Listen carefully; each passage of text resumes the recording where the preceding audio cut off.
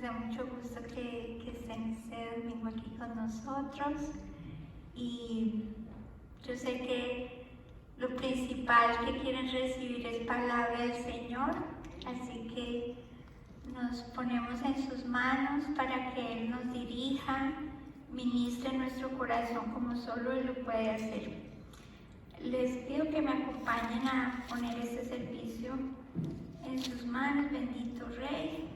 Aquí estamos, mi Señor, anhelando escuchar tu palabra, Señor, anhelando que tú, Señor, con tu Santo Espíritu nos ministres, nos ayudes a entender tu verdad, que sea, Señor, esta palabra explicada, predicada con fidelidad. Padre lindo, yo te ruego que me ayudes, que sea tu Santo Espíritu dirigiendo cada palabra, mi Señor, que voy a hablar, y que sea tu Santo Espíritu trayendo convicción a cada uno de mis hermanos, Señor, y que esa palabra produzca, mi Señor, un fruto en nosotros, Señor.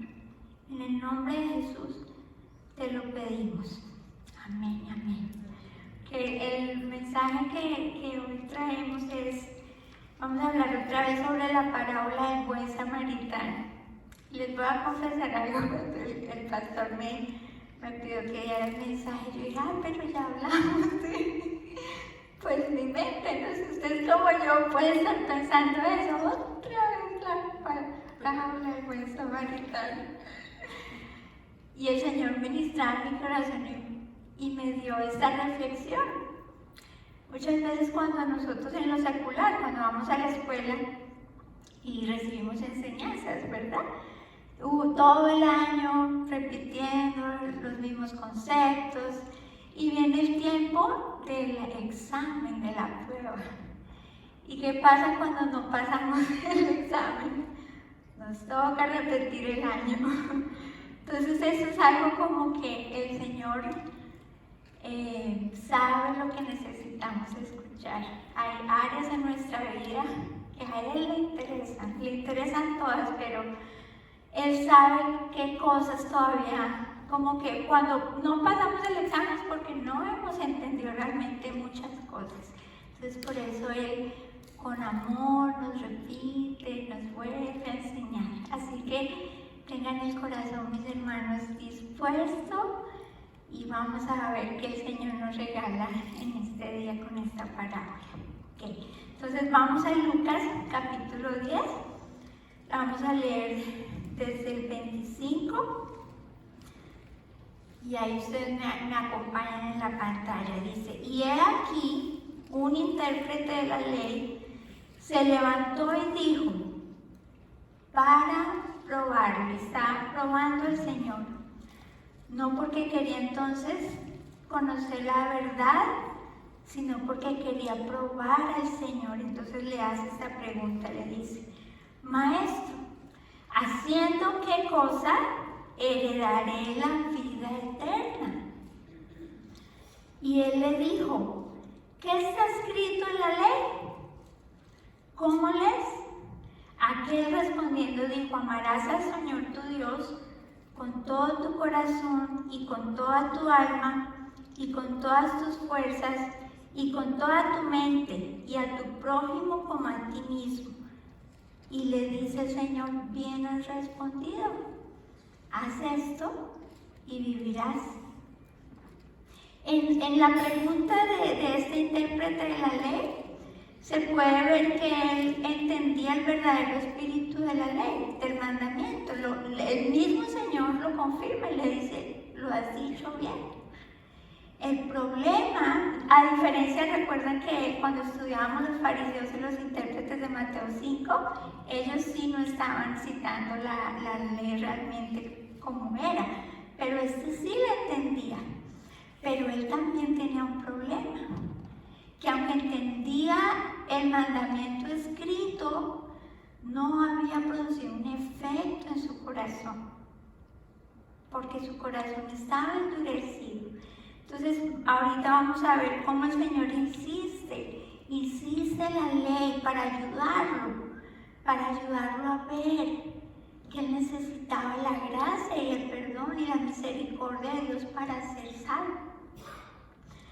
Entonces, él ya tenía una idea preconcebida en su misma pregunta, se puede ver, dice, ¿haciendo qué? No le pregunta, ¿cómo puedo heredar? Dice, ¿haciendo qué cosa? Él ya venía con su idea de que tenía que hacer algo para ganarse la salvación. Entonces, aquí, ¿qué quiso decir el Señor cuando le dice, ok, bien has dicho, haz esto y vivirás? O sea, ame al Señor su Dios con todo el corazón, con toda el alma, con todas las fuerzas, con toda su mente, y ame a su prójimo como a usted mismo. Y le dice, haga esto y vivirá, o sea, haciendo referencia, será salvo.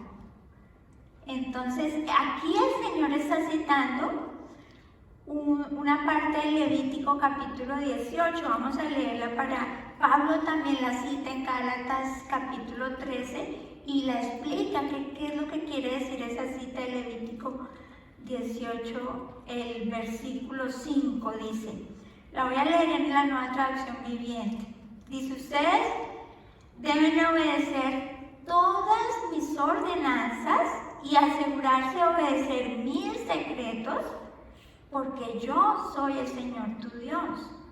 Si obedecen mis decretos y mis ordenanzas, encontrarán vida por medio de ellos. Yo soy el Señor. Y entonces Pablo nos lo explica más, un poquito más qué quiere decir este texto. En Gálatas 3, en el versículo 11 dice, él está hablando de cómo llegamos a ser justos delante de Dios. Entonces dice Pablo, queda claro entonces, porque él ya viene explicando todo ahí el capítulo, entonces dice en el 11, queda claro entonces que nadie puede hacerse justo ante Dios por tratar de cumplir la ley, ya que las Escrituras dicen, es por medio de la fe que el justo tiene vida. Y dice eso, dice, el camino de la fe, es en otra traducción, pero es el mismo espíritu del texto. El camino de la fe, dice, es muy diferente al camino de la ley. El camino de la ley, dice, es mediante la obediencia a la ley que una persona tiene vida. Y eso era lo que el Señor le estaba diciendo. Ok, ¿usted piensa que se puede ganar el cielo obedeciendo la ley? Ok, obedezca la ley perfectamente y vivirá. Entonces, porque, mire esa reflexión que hace Charles Spurgeon acerca de por qué el Señor le insiste en darle la ley. Dice acerca de esa parábola, dice, la enseñanza de nuestro Salvador, aunque eminentemente práctica, es siempre evangélica. Aún al exponer la ley, él siempre tiene una intención evangelizadora. Cuando establece un estándar superior del deber, dice, dicho estándar sirve para dos fines. Por un lado, destruye la superioridad moral que reclama haber guardado la ley y hace que la gente sienta la imposibilidad de lograr la salvación por sus propias obras. Y por otra parte, llama a los creyentes a no contentarse con meros buenos modales, ni con la rutina de la religión externa, y los estimula a buscar el grado supremo de la santidad, que solo la gracia de Dios puede dar. Entonces, ok, sigamos estudiando entonces el texto. Entonces, ¿cuál es el propósito del Señor? Por decirle, obedezca la ley y vivirá. Pues que él se diera cuenta del estándar alto de la ley y buscara la misericordia de Dios. Pero entonces vemos que él confiaba en sí mismo, él se creía justo. Si nos vamos al versículo 29 de Lucas, capítulo 10, dice, cuando le dice, haz esto y vivirás, entonces él le dice, pero él, ¿sí ven? Queriendo justificarse a sí mismo. La palabra que aparece en este versículo, justificarse, la palabra en el griego es una palabra, bueno, yo no sé si lo voy a pronunciar correctamente, dikaió. Es una palabra que en el griego significa mostrarse o considerarse como justo o inocente. Entonces lo que está diciendo el texto realmente es, él se creía justo, inocente, o sea, él creía que había guardado la ley. Es lo que está diciendo aquí la parábola. Entonces el 29 dice, pero él queriendo justificarse a sí mismo dijo a Jesús, ¿y quién es mi prójimo? Respondiendo Jesús dijo, entonces le va el Señor bueno, no entendió, la ley en sí misma no hizo efecto en el corazón, entonces va a ir un poquito más allá para explicarle en qué se trata la ley. Entonces le dice, respondiendo Jesús dijo, un hombre descendía de Jerusalén a Jericó y cayó en manos de ladrones, los cuales le despojaron e hiriéndole se fueron dejándolo medio muerto. Aconteció que descendió un sacerdote por aquel camino y viéndole pasó el largo. Entonces, se entiende por la descripción que hace la parábola que el hombre que estaba herido, que cayó en manos de los ladrones, era un judío, un israelita. Y dice, pasó uno de su mismo pueblo, uno que debería tener una consideración mucho más alta acerca de la misericordia, era un sacerdote, dice, pero lo vio y pasó el largo. Entonces sigue diciendo el texto en el 32.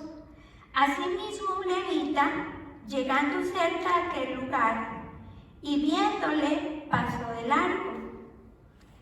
Pero un samaritano que iba de camino vino cerca de él y vendiéndole fue movido a misericordia y acercándose vendó sus heridas, echándoles aceite y vino y poniéndole en su cabalgadura, lo llevó al mesón y cuidó de él.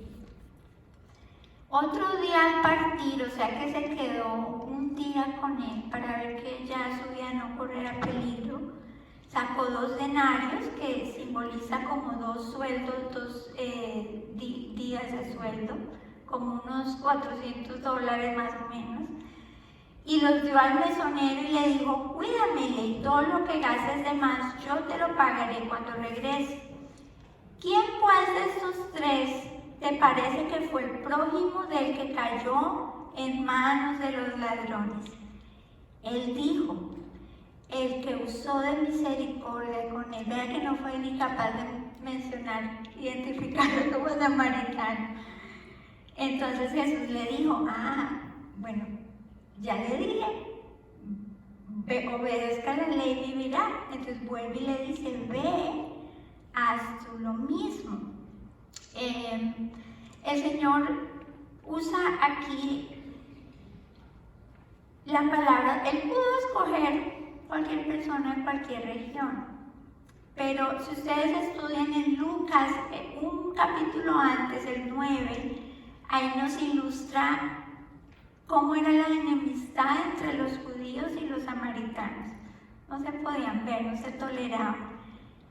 El Señor quería ir a Jerusalén y pasaron por ahí por Samaria y no los recibieron. Y los discípulos, Jacobo y Juan, enojados, indignados, una vez dijeron, Señor, oramos para que les caiga fuego del cielo. Indignados. Entonces, esa era la actitud de los judíos y también de los samaritanos, no los recibieron tampoco. Entonces el Señor intencionalmente sabe que no es cierto que este hombre ama al prójimo, y si no ama al prójimo tampoco ama a Dios, porque ¿qué dice la Escritura? Si no puede amar al hermano al que usted ve, ¿cómo puede amar a Dios que no ve? Entonces le está tratando de guiar su corazón, ir a su conciencia y decirle, usted dice que ama, que cumple el mandamiento y quiere ganarse la salvación por medio de su obediencia, pero no es cierto, no es cierto. Entonces, aquí quería, antes de seguir hablando de esto, les quería hablar un poquito acerca de la justificación, que la vez pasada, pues por falta de tiempo, no lo pudimos.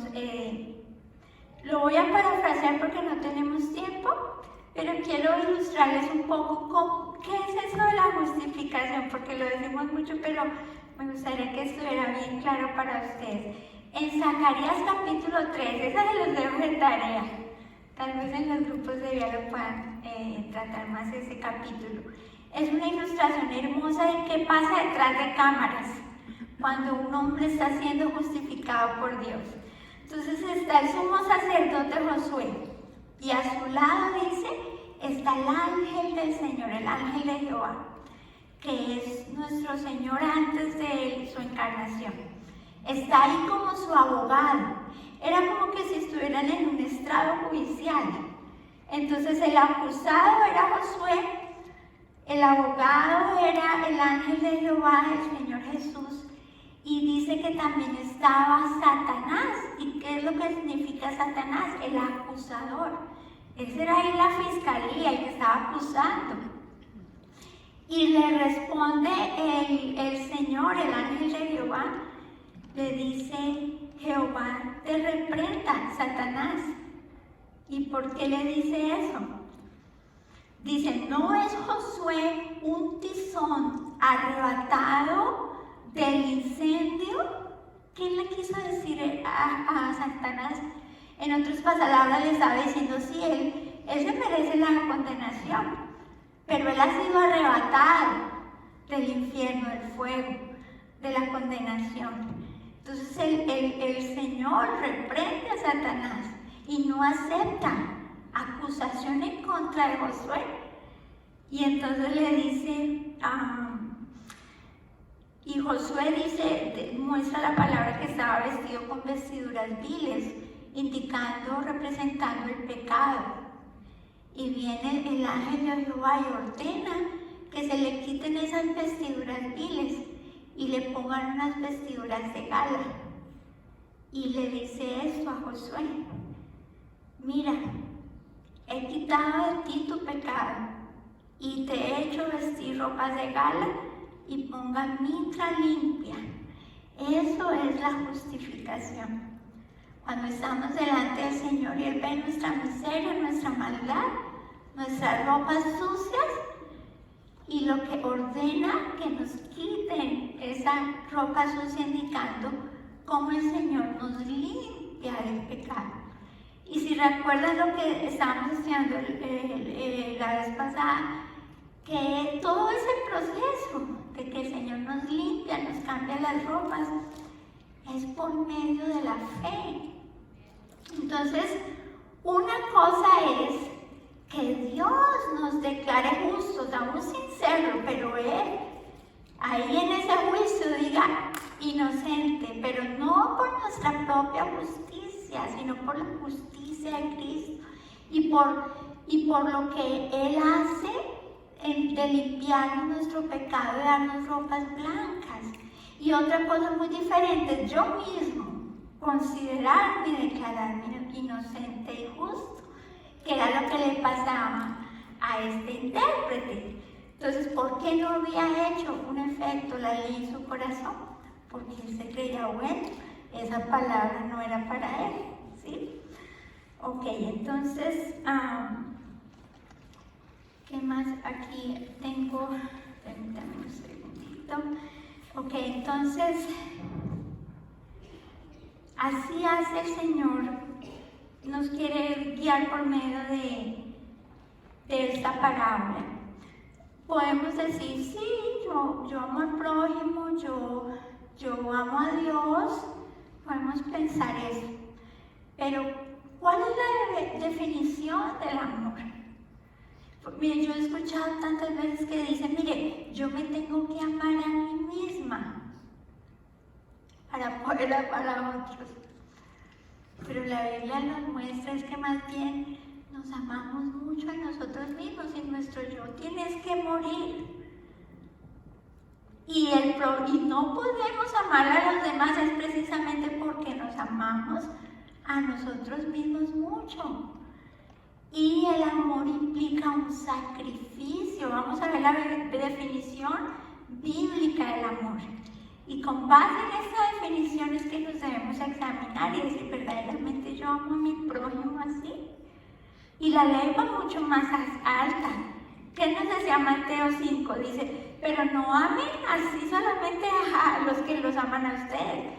Amen así a sus enemigos. ¿Qué decía Mateo 5? Amad a vuestros enemigos.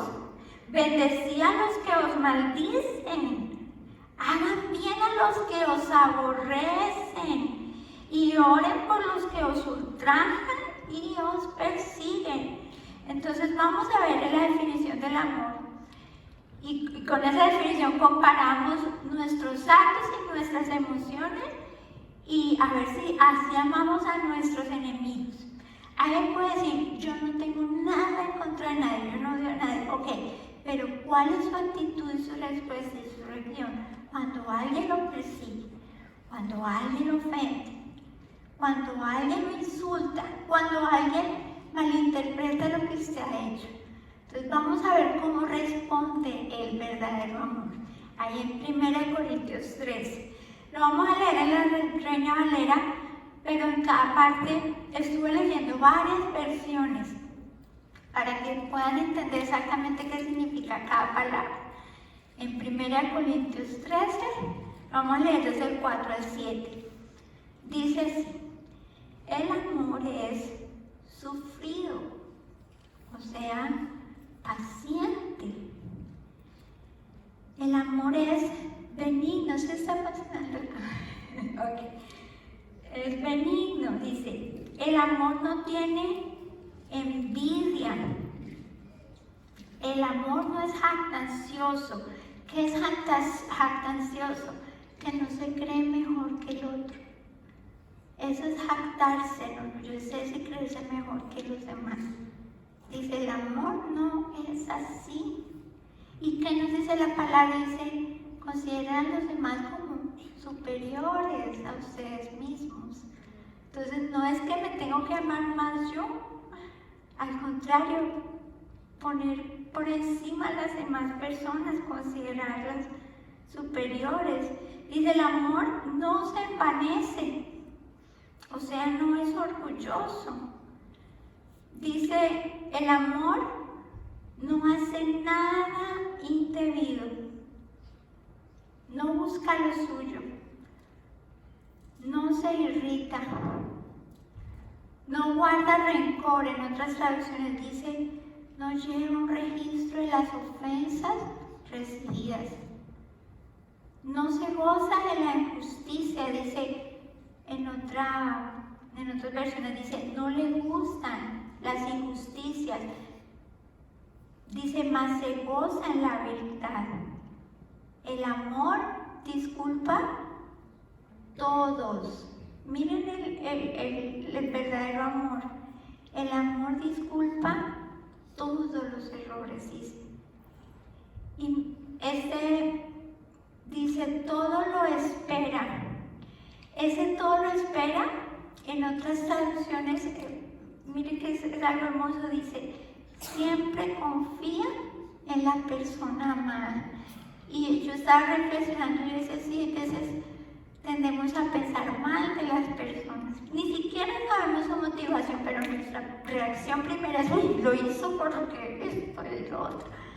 Pero dice, el verdadero amor confía en la persona. Dice, y cuando dice todo lo soporta, dice, espera de ella lo mejor y todo lo soporta. Entonces dice el Señor que así es, que tenemos que amar a nuestros enemigos. Y yo me comparo y yo digo, yo no tengo que ir tan lejos, no considero que tenga enemigos. No necesito ir tan lejos en mi propia casa. Yo no amo así. Yo no amo así. Yo no amo así. Y entonces si no puedo amar así a mi prójimo, tampoco puedo amar verdaderamente. ¿No es cierto? Que amamos a Dios con todo nuestro corazón. Tendemos, nuestra carne tiende a ponerse ella primero, antes que a Dios. Primero yo, mis deseos, lo que yo quiero, mis derechos, lo que yo me merezco. Pero cuando venimos a Cristo, ese es el mensaje del Señor. Pero ¿qué hacemos entonces? ¿Qué hacemos entonces? La iglesia tiene una responsabilidad muy grande. Nosotros, hermanos, el Señor anhela que seamos ese samaritano para poder alcanzar a esas personas que nadie más amaría. Esas personas difíciles de amar, insoportables, que nadie más quisiera acercarse a ellas. Y Dios quiere usarnos para hacer lo que el samaritano hizo con ese hombre herido. Dios quiere usarnos para sanar el corazón de esas personas, para sanar sus heridas, para demostrarles el amor verdadero de Dios. Pero ¿cómo podemos nosotros entonces ser esas herramientas, esos brazos del Señor para amar a otros? Nuestro ego tiene que morir y es un proceso. El verdadero Hijo de Dios, Dios está comprometido a enseñarlo a amar así. Pero eso no viene, el poder de Dios está en nosotros.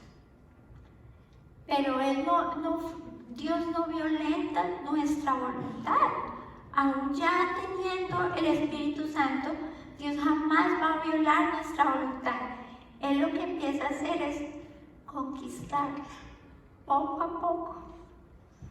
Y cómo Él empieza a mostrarnos nuestra maldad, cómo Él empieza a darnos esa facultad de poder amar así. Si queremos, el que va al gimnasio, que quiere un cuerpo atlético, le toca hacer pesas, ¿cierto? Entonces, ¿qué es lo que hace el Señor? Entonces no nos asustemos cuando el Señor nos envíe una suegrita difícil, los hijos, el esposo, la esposa, el jefe, los hermanos, aquí mismo en la iglesia. Y el Señor envía a esas personas para que desarrollemos el músculo del amor. Hay una parte de la escritura que dice que la paciencia viene cuando. Y las pruebas producen paciencia. Y yo es que yo las escucho y sufro. Las escucho. Yo no pido paciencia porque me viene la prueba. Y yo no quiero sufrir. Y entonces yo digo, no quiere amar así. No quiere realmente crecer en esa plena santidad del Señor. Un hijo de Dios anhela la santidad. Un hijo de Dios la desea.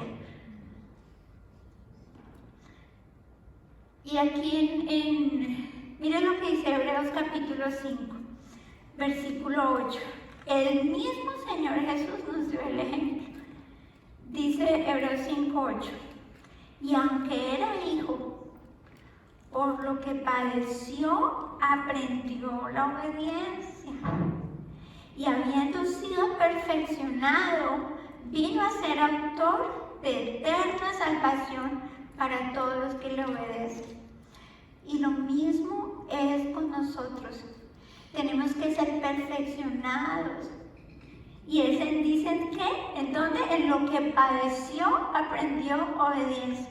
En nuestras aflicciones es que aprendemos a obedecer, a ser pacientes, a amar como Dios nos pide que amamos en nuestras aflicciones. Y si usted dice, esto es muy duro para mí, yo no lo quiero aguantar, afuera en el mundo también hay aflicciones. Pero las aflicciones del mundo, dice, producen muerte.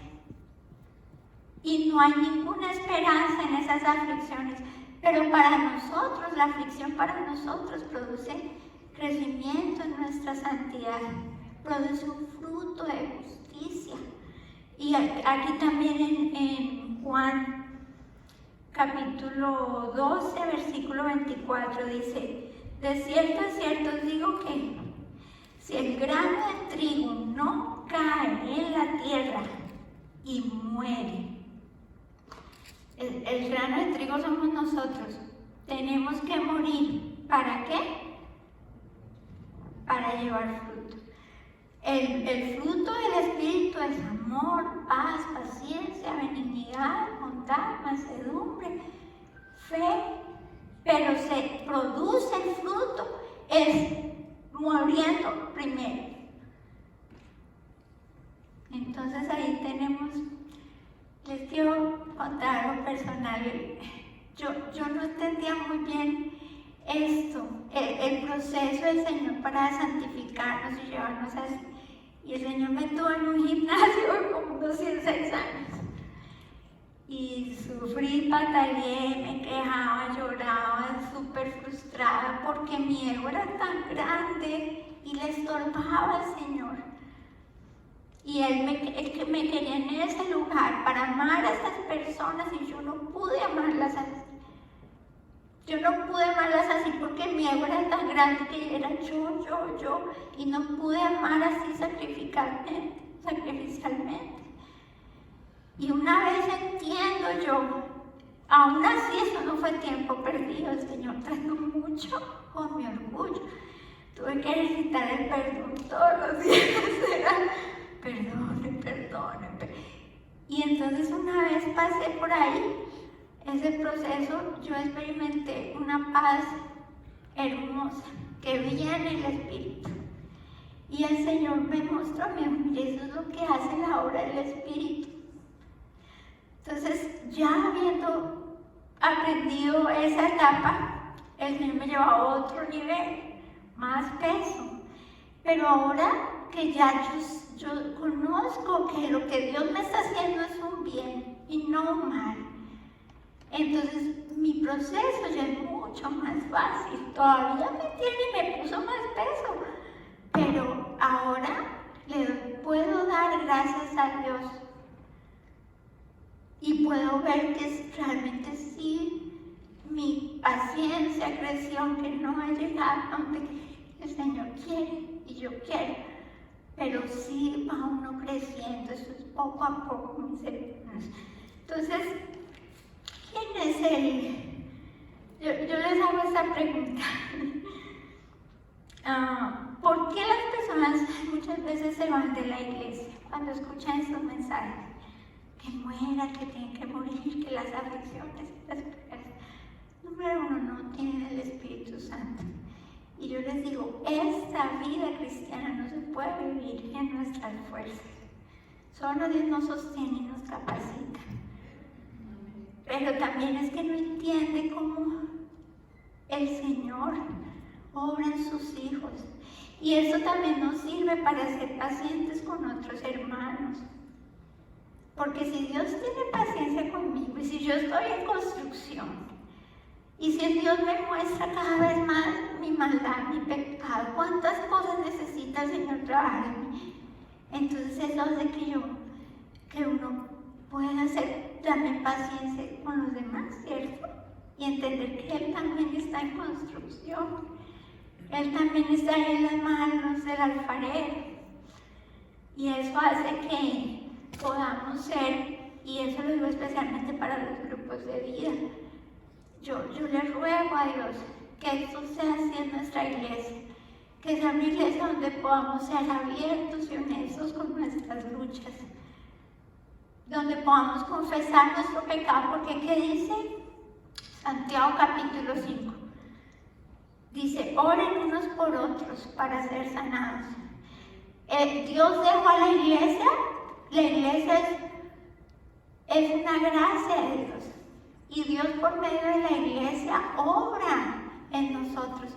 Y cuando nosotros somos humildes y confesamos nuestra vida de pecado, el Señor Él bendice y ¿qué dice?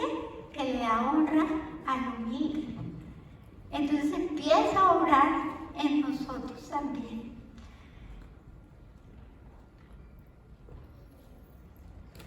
Entonces yo les pido que mis hermanos que abran el corazón. Bueno, tampoco es forzado, ¿no? El Señor nos va llevando allí, pero siéntanse con esa libertad de poder hablar de sus luchas, de pedir oración a un hermano que sea sabio, que ya sea un poco más maduro, que usted le pueda dar un buen consejo.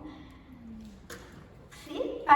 Porque de eso se trata el cuerpo de Cristo. Dice que todos unidos, dice que es que llegamos a ser como dice ese varón perfecto.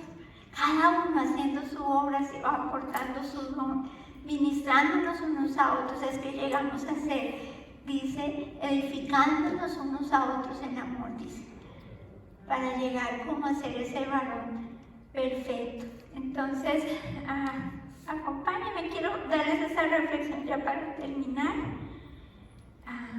Es una reflexión que hace una hermanita de Guatemala, se llama Isabel López, y me pareció hermoso. Y es muy bíblico, aunque no cita los versículos, pero es muy bíblico. Dice, tú no pides obediencia como un rey exigente y cruel.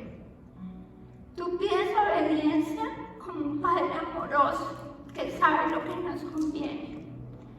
Tú pides obediencia, pero capacitas. Tú pides obediencia, pero tú mismo haces la obra. Tú pides fruto que nazca la obra de tu espíritu. Tú pides fruto nacido de un corazón quebrantado que lamenta su pecado. Tú pides fruto nacido de un corazón que anhela amarte y obedecerte, no por temor al castigo, sino porque la obediencia es la verdadera alabanza. Tú eres quien produce el fruto en aquellos que están dispuestos a rendir todo en tus manos. Yo sé que tú amas la verdad en lo íntimo. En lo secreto me has enseñado sabiduría. Purifícame con hisopo y quedaré limpio. Lávame y quedaré más blanco que la nieve. Aparta tu rostro de mis pecados y borra toda mi maldad. Crea en nosotros, en tu iglesia, mi rey, oh Dios, un corazón limpio y renueva la firmeza en nuestro espíritu. Produce, reynito, este amor profundo y perfecto, Señor, en nosotros.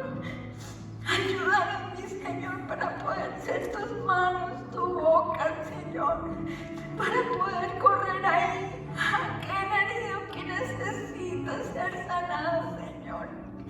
Ayúdanos a vencer este orgullo, Señor, que estorba tu obra preciosa. Ayúdanos a confiar que tú estás haciendo algo bueno en nuestras dificultades, Señor, en nuestras pruebas, en nuestras aflicciones. Todo está bajo tu control. Y tú eres un Dios bueno, poderoso, Señor, que sostiene el universo entero. Y nuestras vidas, Señor, no están por fuera de tu poder y tu control. Ayúdanos a verte hermoso, aún en el sufrimiento, relito, y límpianos, purifícanos, Señor, y ayúdanos a vivir para darte la gloria, Señor. En el nombre de Jesús. Amén y amén.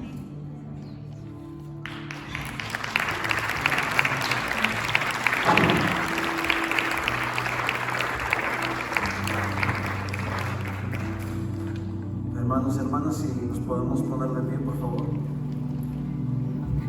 ¿Qué cosa te impide, hermano,